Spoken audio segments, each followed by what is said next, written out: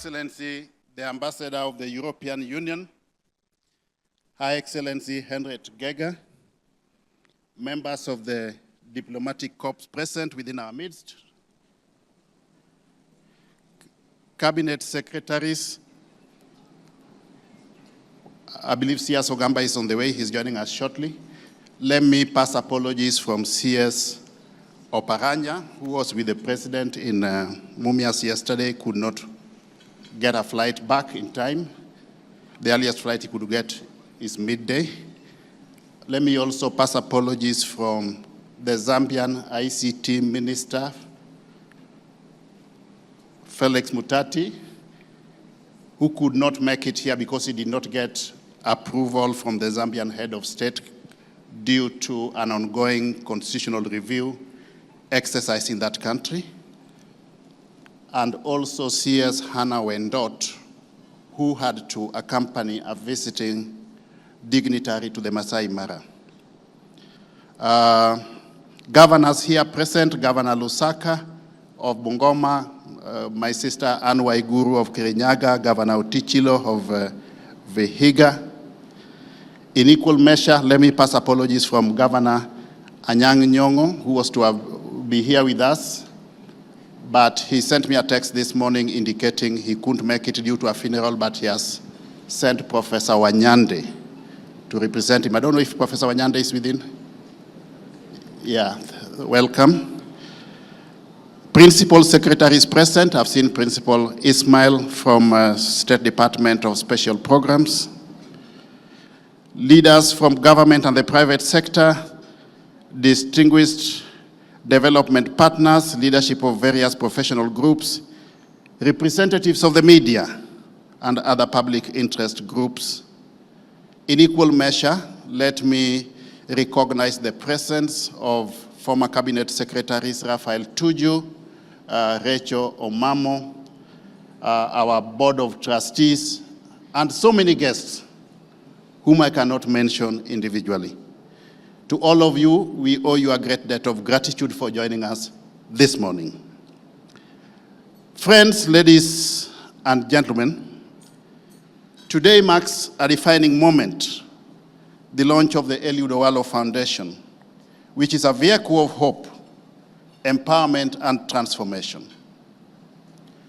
We gather here today because we share a conviction that every Kenyan, regardless of background, geography, gender, faith, race, or creed, deserves the opportunity to live a dignified, productive, and prosperous life. At the Eliud Owalo Foundation, we see Kenya as one indivisible nation, whereas diversity in identity and culture, we remain united in aspiration. We are bound by a common heritage, shared hopes, and collective responsibility to ensure that none of us, indeed none of us, is left behind. Our vision is firmly rooted in global and constitutional commitments to dignity and equality, and by extension, of course, equitability. The Universal Declaration of Human Rights affirms that all people are equal in worth and rights. And this is informed by the Sustainable Development Goals, SDG 1, 2, 3, 4, 5, 8, 10, 11, 13, and even 17, which call upon the world to leave no one behind, emphasizing equity, inclusion, and the dismantling of marginalization.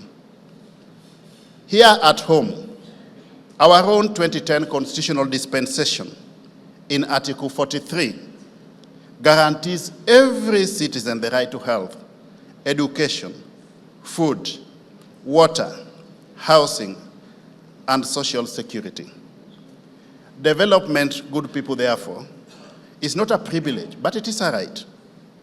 These principles underpin the moral and operational foundation of the Eliud Owalo Foundation.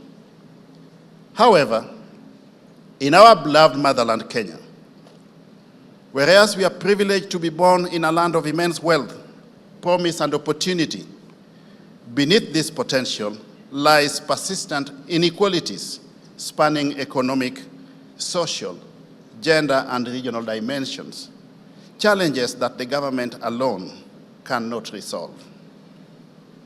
Whereas progress continues to be made to bridge the inequality gaps, wealth and opportunity remain concentrated among a few, with most citizens struggling in informal, low-income work.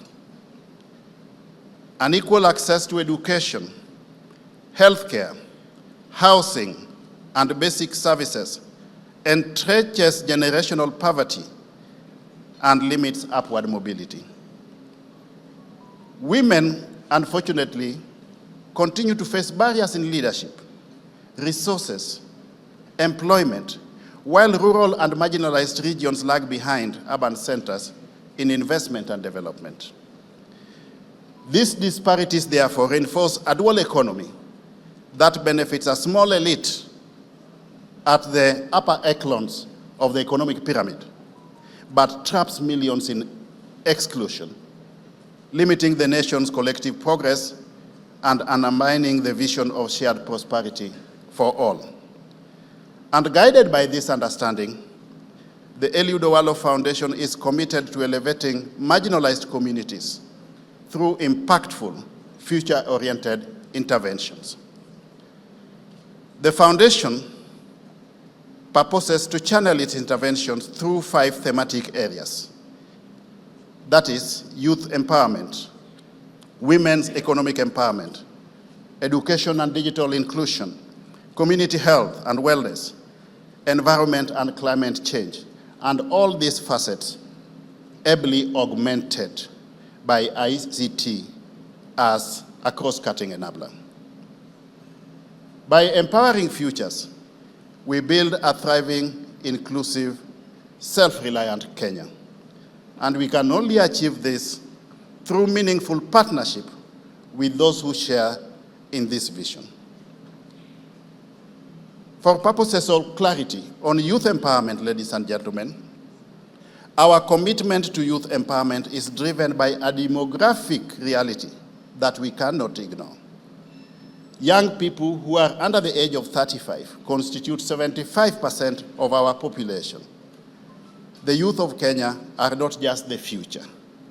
They are indeed the present that is happening right now. This youth bulge can be our greatest gift or our greatest risk if not well managed. Despite their energy, optimism, creativity and innovation, eagerness and agility to contribute to nation building, Kenyan youth remain among the most historically marginalized groups. Socioeconomic exclusion, particularly high unemployment and poverty, has denied many young people equitable access to education, decent work, and meaningful participation in decision-making processes. We are still dealing with outdated and retrogressive cultural norms, once dictated that young people are to be seen but not to be heard, or own property. They were also not even allowed to compete with their adult counterparts, as this was perceived to be disrespectful. Boys were perceived as herders, while girls, unfortunately, were confined to domestic roles. The girl child suffered even greater exclusion and discrimination. Boys were prioritized for educational opportunities, while girls were listed as a source of family wealth to be married off early, even before completing their primary school. Surely we cannot continue like this. But a nation that nurtures its youth mutes its own future. When youth lack opportunity, frustration grows, leading to crime, substance abuse, and social unrest. But when youth are empowered, the reverse is the case. At the Eliud Owalo Foundation, we verily believe that if the youth bulge is harnessed and nurtured, it can become a national boon, our game changer in a bold new world at the threshold of the 4th Industrial Revolution. Kenyan youth are among the most innovative, industrious, hardworking, and ICT savvy, and they can become our warriors of economic transformation in a world increasingly driven by innovation and technology. On the contrary,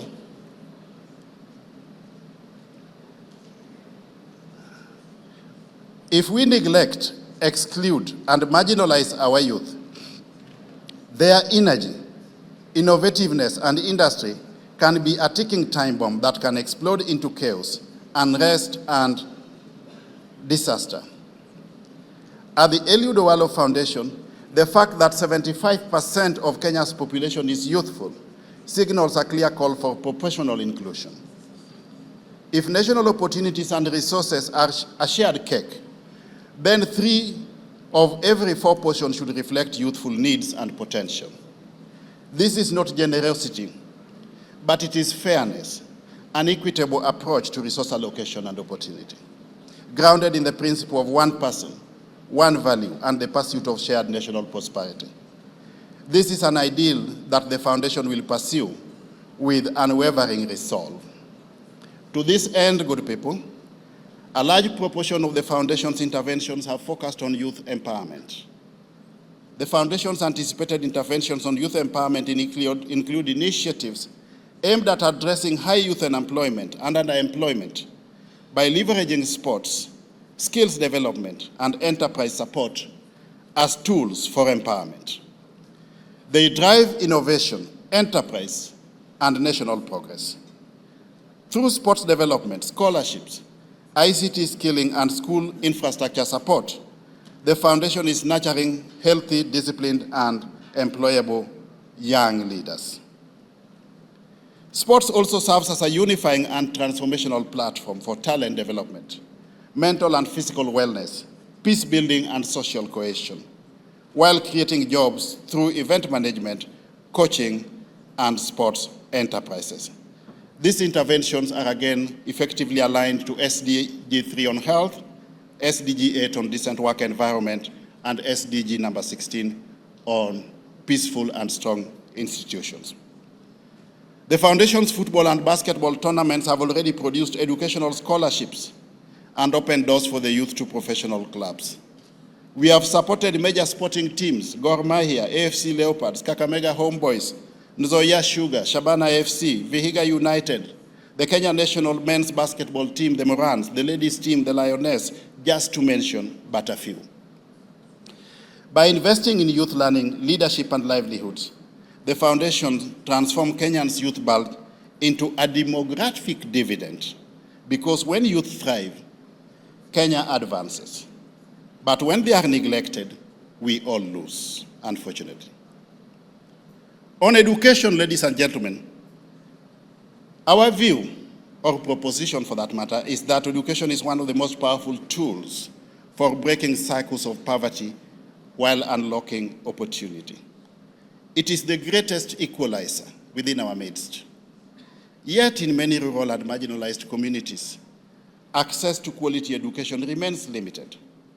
While primary enrollment has improved, far too many young people are unable to progress to secondary school or complete their studies.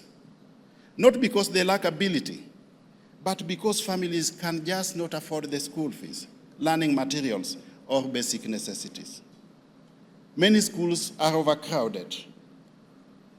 And in a world increasingly driven by technology, countless students still lack access to computers and digital learning.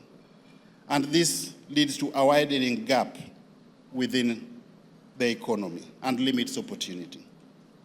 We seek to change this. So far, we have provided scholarships to bright but needy students. Working with partners such as the M-Pesa Foundation, which was already documentary, I don't want to belabor this, we have pulled down and built afresh schools. We are bridging the digital divide by facilitating access to digital devices in schools and also setting up ICT hubs in the rural areas. We are also working with families and communities to help keep children in school, particularly those who are most at risk of dropping out. By expanding access to education, we are not just educating children, but we are empowering futures, strengthening communities, while building a more prosperous Kenya for all of us.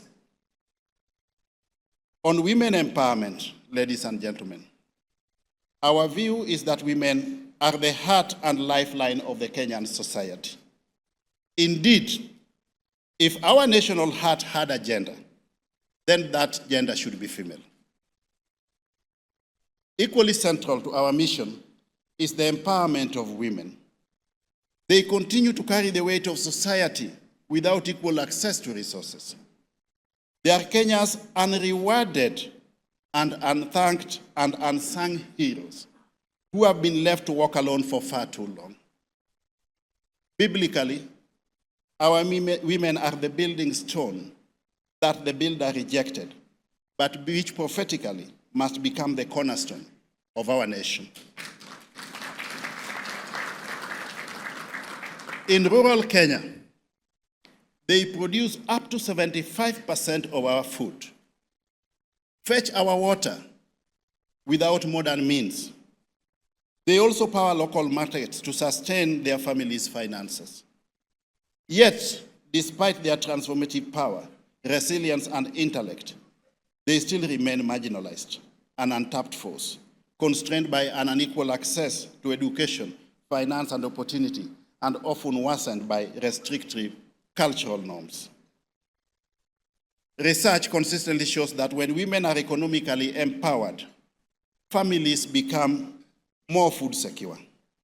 Children remain in school longer, and communities prosper.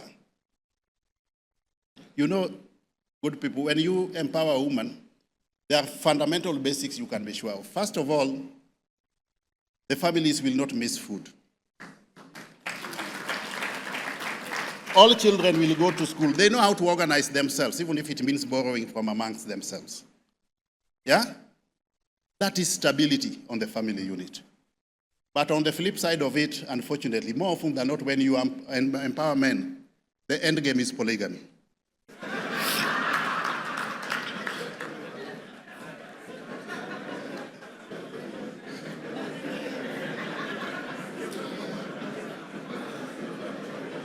The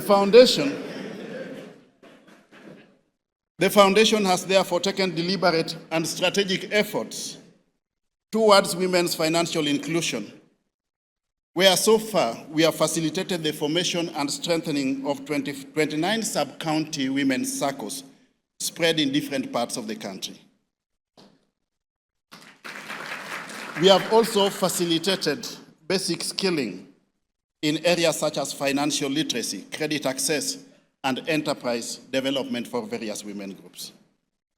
Among some of our direct interventions, that was already in the documentary, we managed to mobilize 1 million shillings for our women's circle at Riatkolemo Market. We gave direct funding to a women's circle in Awendo, 1 million shillings again. Yeah. And we are now moving to the next level of ensuring that all these women whom we have considered into circles, we manage to get for them seed capital as a prerequisite to enable them sustainably get involved in meaningful business. When women rise, households and communities rise, and Kenya as a country rises. On health access and promotion, health, in our view, is the foundation of life, productivity, and national development. And without it, there can be no development or progress. Kenya continues to face serious health challenges, especially in rural and underserved areas, where HIV, malaria, and maternal and child mortality remain leading causes of illness and death. Poor infrastructure, high medical costs, and limited health awareness further restrict access to care.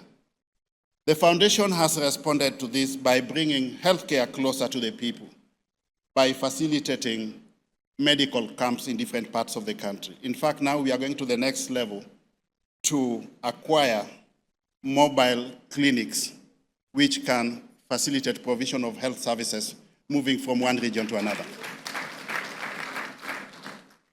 I learned from my elder brother, Raphael Tuju here.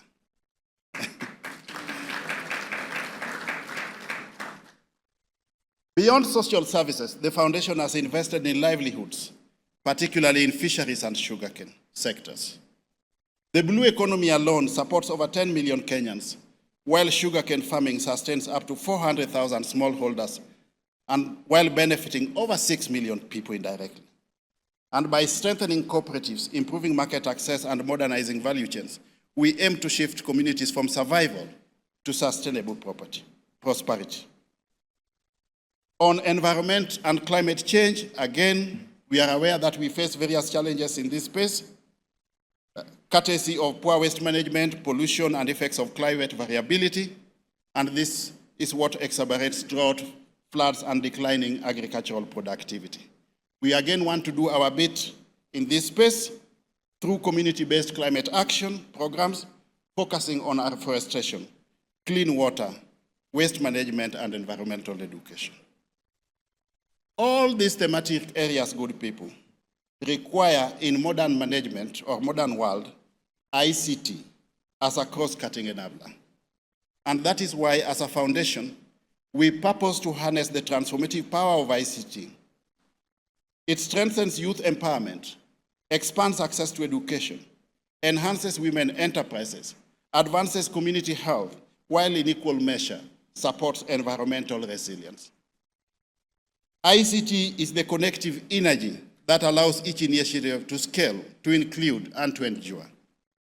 Kenya, like much of Africa, has progressed through what we call the ICT era, an age of connection where the priority was expanding broadband, digital access, and basic infrastructure. That era indeed opened the door to participation in the digital world and ensured that millions were no longer left behind. But today, as we move forward, we are entering a new phase, the era of intelligence.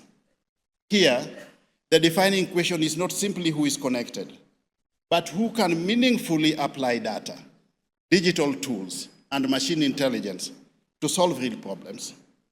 The challenge, therefore, before us is to move from consuming technology to shaping it, from access to capability, and from connection to empowered innovation. This is the essence of sovereign intelligence. The ICT era connected us. The era of intelligence must therefore empower us. And by embedding ICT across all that we do, the foundation is ensuring that communities are not just prepared for the future, but are co-authors of it. And that is why we are doing our own bit in equal measure to set up ICT hubs in the villages, connect Wi-Fi hotspots in markets so that our mothers can get involved in their itinerary businesses, courtesy of e-commerce, and so on and so forth. As I conclude, ladies and gentlemen, my pitch to you is this: that at the foundation, we believe that lasting transformation is only possible through collaboration. Our mission, which is to transform Kenyan communities through strategic partnerships, reflects a conviction that no single actor can solve the complex challenges facing our people alone. Sustainable impact comes when government, the private sector, the civil society, and communities work together around shared goals or in pursuit of a shared vision. Our approach, therefore, is rooted in strategic partnerships that multiply mobilization of resources, builds local ownership, and eventually creates impact. We serve as a connector by bringing together stakeholders with complementary strengths to deliver solutions that are scalable, inclusive, and transformative. We want to take this opportunity to thank our partners who have helped us to facilitate some of the programs we have undertaken so far: M-Pesa Foundation, Kenya Pipeline Foundation, Kenya Ports Authority, ATU, Africa Telecommunications Union, the State Department of Cooperatives. You have helped us do a lot in the space of women empowerment. Through that State Department, we have in each and every sub-county, among those 29 sub-counties we talked about, we have put together all women groups in those sub-counties, constituted them into an umbrella circle. We have already, courtesy of the State Department of Cooperatives again, or in partnership with them, We have facilitated basic skilling in business skills and so on and so forth, entrepreneurship, and even financial literacy. Let's give a clap to the State Department of Cooperatives. And several other agencies, both from government and the private sector. I cannot forget to mention the Nation Media Group, sports associations, Kenya Football Federation, Kenya Basketball Federation, Gor Mahia Football Club, AFC Leopards, Shabana. We have partnered with you in various sporting activities. Your contribution in the space of youth empowerment, cannot be gainsaid. The foundation therefore invites you to join us in transforming Kenya by optimizing the potential of our women, empowering our youth, and strengthening community health and livelihoods. Together we can turn marginalization into inclusion, effort into opportunity, and potential into prosperity. Let's turn a ticking time bomb into a ticking time boom and power Kenya's future together.